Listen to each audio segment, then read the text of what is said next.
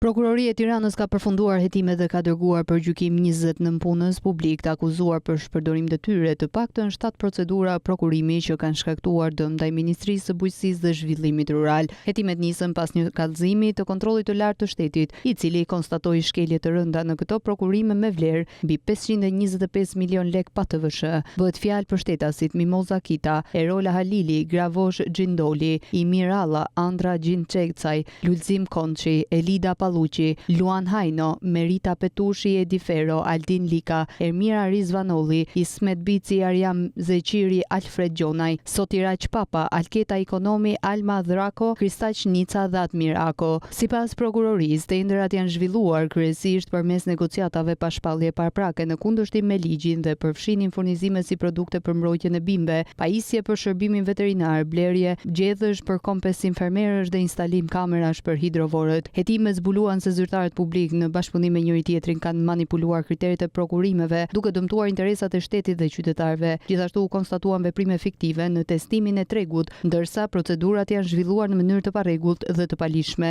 Të pandehurit e mësipër në cilësinë e personave të ngarkuar me funksion publik në bashkëpunim me njëri tjetrin për secilën procedurë tenderimi, kanë vepruar në kundërshtim me ligjin ose ligje që normojnë veprimtarinë përkatëse të personit që ushtron funksionin publik konkret, duke përbërë në këtë mënyrë mospërputhje të rregullt të detyrës, duke dëmtuar interesat e lishme të shtetit, të shtetasve dhe personave të tjerë juridik, thuhet në njoftimin e prokurorisë. Gjithashtu, prokuroria thekson se veprimet e kryera nuk justifikohen me mungesë burimesh apo kapacitetesh, po përbëjnë cënim të interesave të shtetit dhe shkelje të rënd të ligjit.